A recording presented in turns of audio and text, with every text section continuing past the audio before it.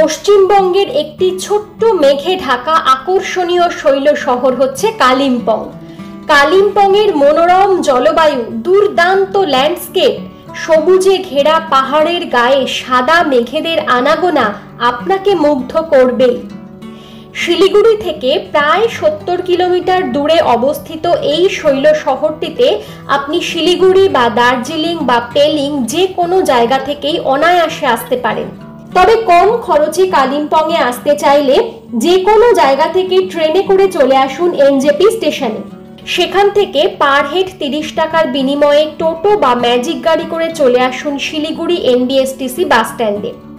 সেখান থেকে কালিম্পংয়ের উদ্দেশ্যে সকাল 7টা থেকে বিকেল 5টা পর্যন্ত অনেকগুলো বাস ছাড়ে। বাসের ভাড়া পার হেড 111 টাকা।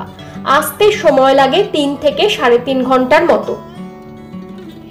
এছাড়া আপনি শেয়ার গাড়িতে যেতে চাইলে শিলিগুড়ি পানি ট্যাঙ্কির মোড়ে চলে আসুন। সেখান থেকে পার হেড 200 থেকে 250 টাকার বিনিময়ে আপনি কালিম্পং চলে আসতে পারেন। আর যদি আপনি গাড়ি বুক করতে চান সেক্ষেত্রে 4 সিটারের ছোট গাড়ি প্রায় 2500 টাকার মতো নেয়। তবে গাড়ি রিজার্ভ করলে রিজার্ভ গাড়ির ভাড়া এবং হোটেল ভাড়া কিন্তু মাঝে মধ্যেই ওঠানামা করে। এছাড়া আপনি দার্জিলিং থেকেও লামাহাটা, তিনচুলে, তাগদা, পেশক টি গার্ডেন এই সমস্ত সাইট সিন করতে করতেও কালিম্পংয়ে আসতে পারেন এবং পেলিং থেকেও আপনি সাইট সিন করতে করতে কালিম্পংয়ে আসতে পারেন। সেক্ষেত্রে গাড়ি ভাড়া একটু বেশি পড়বে। আমরা দার্জিলিং থেকে সাইট সিন করতে করতে কালিম্পংয়ে পৌঁছেছিলাম এবং কালিম্পং থেকে বাসে শিলিগুড়ি এসেছিলাম। আপনারা কিন্তু এর উল্টোটাও করতে পারেন। শিলিগুড়ি হয়ে গেলে পথে পড়বে হচ্ছে এই সেবক কালীবাড়ি। গাড়ি রিজার্ভ করলে আপনারা এখানে একটু নেমে দেখে নিতে পারবেন।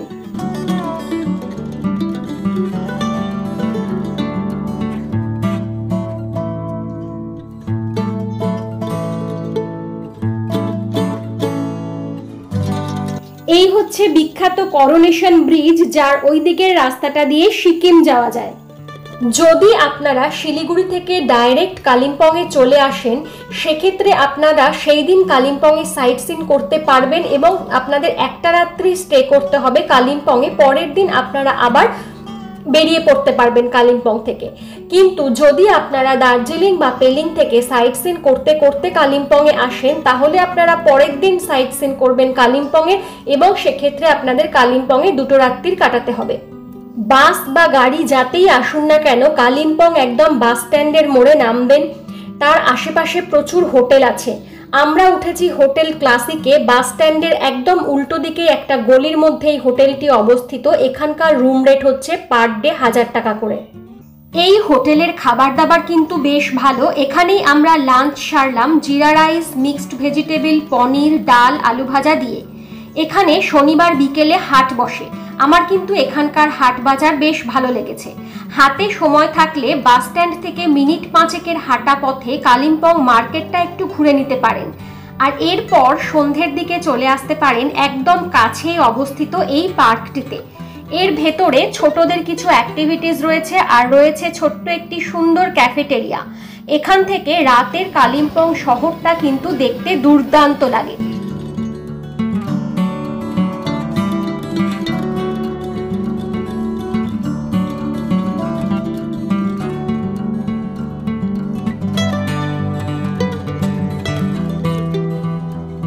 এখানে বেশ কিছুটা সময় কাটিয়ে এর কাছেই অবস্থিত নন্দুস কিচেন থেকে আপনারা ডিনারটা সেরে নিতে পারেন। তবে এখানে কিন্তু সম্পূর্ণ নিরামিষ খাবার পাওয়া যায়। এখানে ছোলে ভাতের হচ্ছে 80 টাকা প্লেট, প্লেন পুরি সবজি 50 টাকা প্লেট।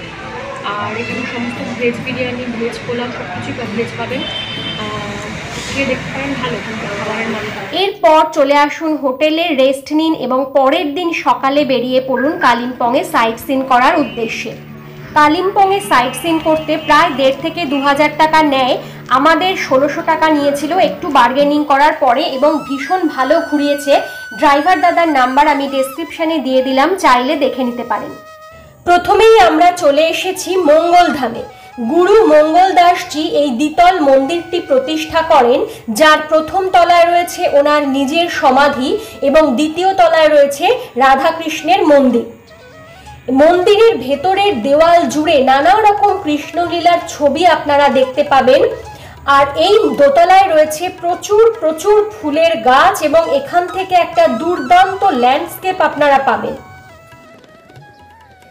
এই যে মঙ্গলধামের ওপর থেকে খুব সুন্দর লাগে দেখতে। কালিম্পং শহরের অনেকটা দেখা যায়। ওই সাদা অত বড় বড় ফুলগুলো কি ফুল কি জানি।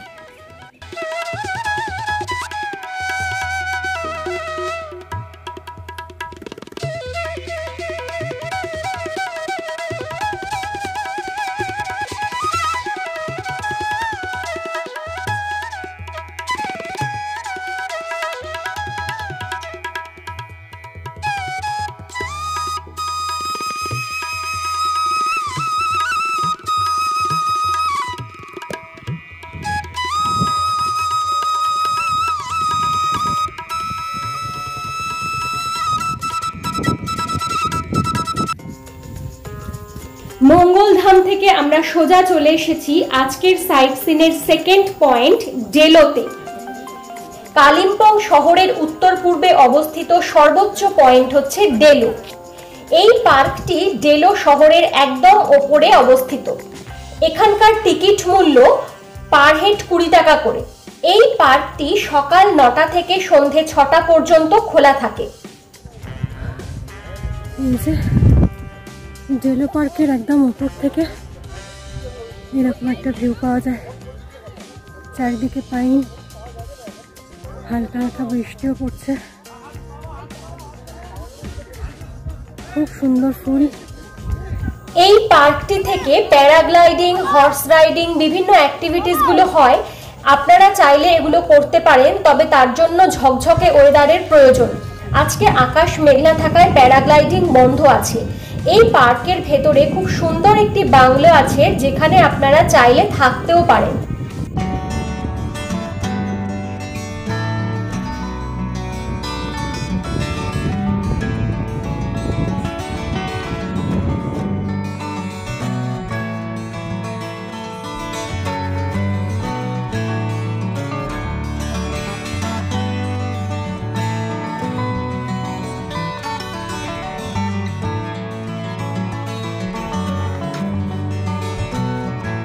রয়েছে এখানে প্রচুর প্রচুর ফুলের গাছ, একেবারে সবুজ, মানে ঘন সবুজ একদম পার্কটি।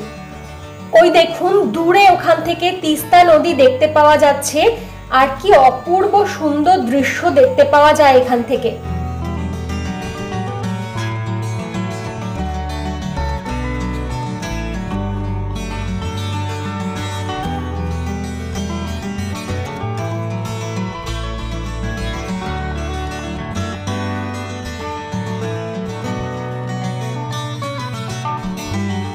ডেলো পার্ক দেখে আমরা সোজা চলে এসেছি কালিম্পং সায়েন্স সেন্টারে।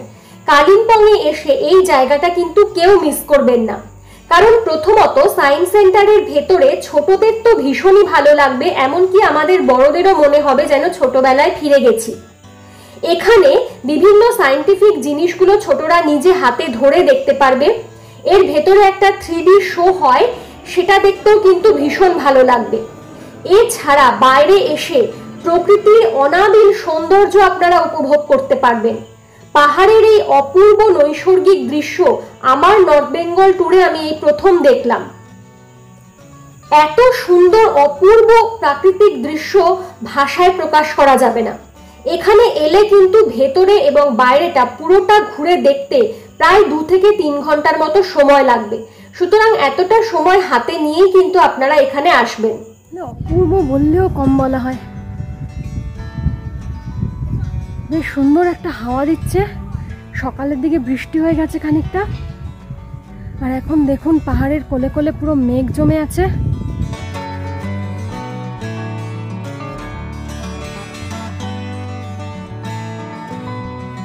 হচ্ছে কালিম্পং সায়েন্স সেন্টারের একদম ওপর থেকে একটা এইরকম সুন্দর ভিউ।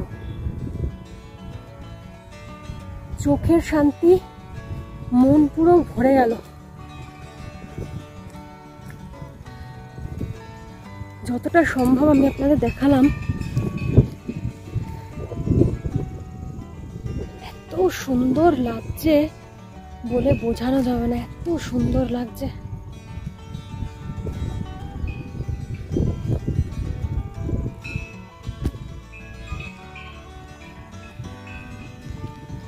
আকাশ পরিষ্কার থাকলে যেমন কাঞ্চনজঙ্ঘা দেখা যায় ঠিকই, কিন্তু বৃষ্টির এই পথটাতে এইরকম মেঘ জমে আছে মাঝে মাঝে, আর এত ভালো লাগছে পাহাড়টা দেখতে।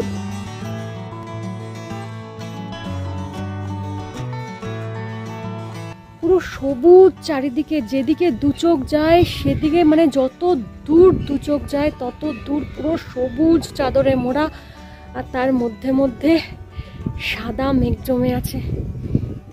কি যে ভালো লাগছে, সত্যি না দেখলে বোঝা যাবে না, এত সুন্দর। এই দেখুন, এইরকম সুন্দর ভিউ আমি সত্যি যতবার পাহাড়ে এসেছি এত সুন্দর ভিউ পাইনি।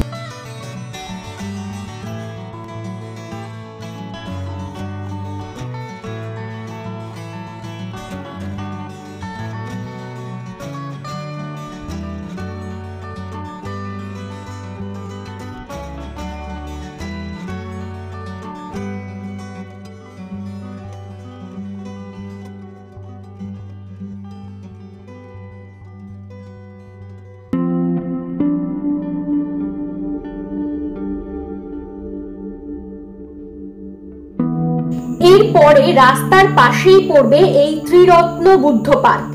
এখানে রাস্তার দুপাশে মোট 3টি বৌদ্ধ মূর্তি রয়েছে। এখানে কোনো প্রবেশ মূল্য নেই। গাড়ি থামিয়ে এই ছোট্ট সুন্দর সাজানো গোছানো পার্কটি একটু ঘুরে নিয়ে ফটো তুলে আবার গাড়িতে উঠে পড়ুন।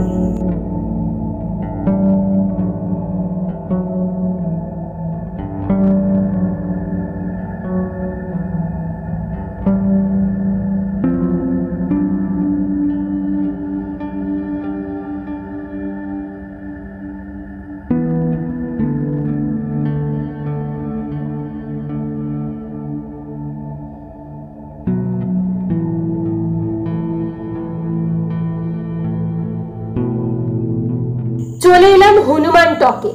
এখানে অনেকটা উঁচুতে হনুমান টেম্পল রয়েছে, যেখানে রয়েছে বিশাল বড় হনুমানজির মূর্তি। রাস্তা থেকে বেশ খানিকটা হেঁটে আপনাকে ওপরে উঠতে হবে, তবে ওপরে ওঠার পরে কিন্তু একটা অসাধারণ ভিউ পাবেন। তবে আজকে আকাশ মেঘলা থাকায় আমরা সেরকম ভিউ পাইনি।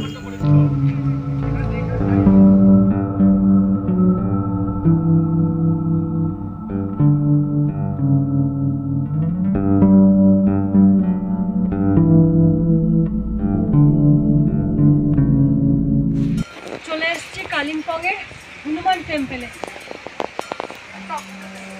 অনেকটা উঁচু এই টেম্পল থেকে। এখান থেকে কালিম্পং শহরের অনেকটা দেখা যায়, কিন্তু আজকে তো প্রচন্ড মেঘলা ওয়েদার, কতটা কি দেখা যাবে বুঝতে পারছি না।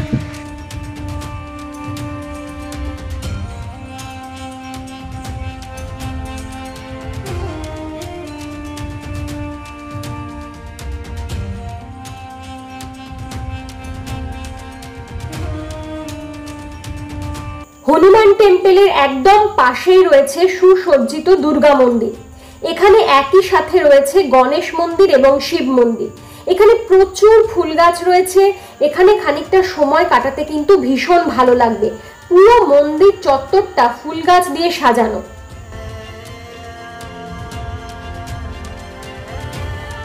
চলে এলাম আমাদের নেক্সট পয়েন্ট, একটি বৌদ্ধ মনাস্ট্রি। এখানে বৌদ্ধ গুরু পদ্মসম্ভবার মূর্তি রয়েছে। রাস্তার একেবারে পাশেই রয়েছে এই মনাস্ট্রিটি। এখানকার ভিউও কিন্তু অসাধারণ।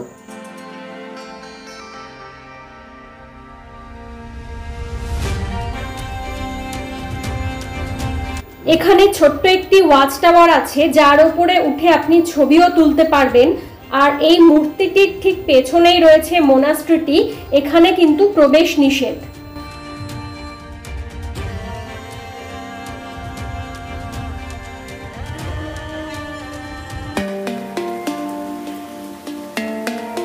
এই হচ্ছে পাইন ভিউ নার্সারি। এখানকার টিকিট মূল্য পার হেড 20 টাকা করে, আর পার্কিং এর জন্য লাগে হচ্ছে 30 টাকা। এখানে মূলত ক্যাকটাসই বেশি রয়েছে, তবে অন্যান্য গাছও কিছু আছে। এত রকমের ক্যাকটাস, বিশেষত এত বড় বড় ক্যাকটাস কিন্তু খুব কম জায়গাতেই দেখতে পাওয়া যায়। এখান থেকে চাইলে আপনারা গাছ কিনেও নিয়ে যেতে পারেন। এর ভেতরে রয়েছে ছোট্ট একটি ক্যাফেটেরিয়া, যেখানে আপনারা চা, কফি, ম্যাগি, মোমো এই সমস্ত খাবার পাবেন।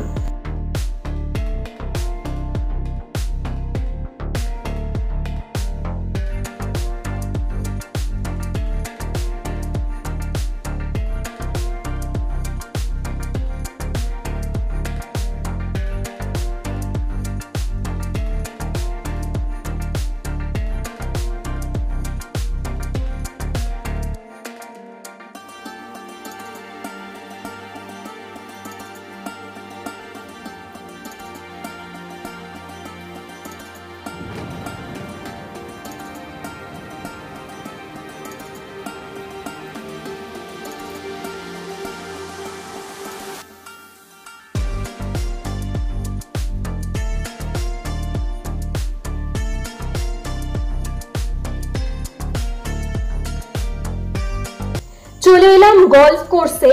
এর ভেতরে ঢুকতে না দিলেও ওক, ফার, পাইনে ঘেরা জায়গাটিতে কিন্তু একবার আসাই যায়। বাইরে থেকে দেখতেও খুব ভালো লাগবে। এখানে একটি ছোট্ট ক্যাফে আছে, যেখান থেকে আপনারা খাবারও খেতে পারেন দুর্দান্ত ভিউ এনজয় করতে করতে।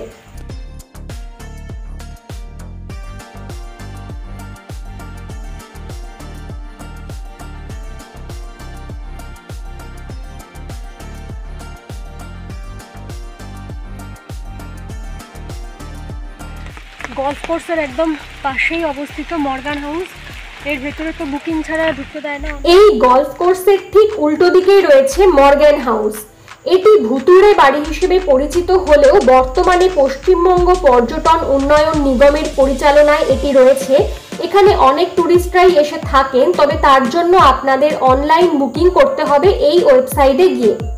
এখানে না থাকলে কিন্তু আপনাকে বাইরে থেকে দেখেই চলে যেতে হবে।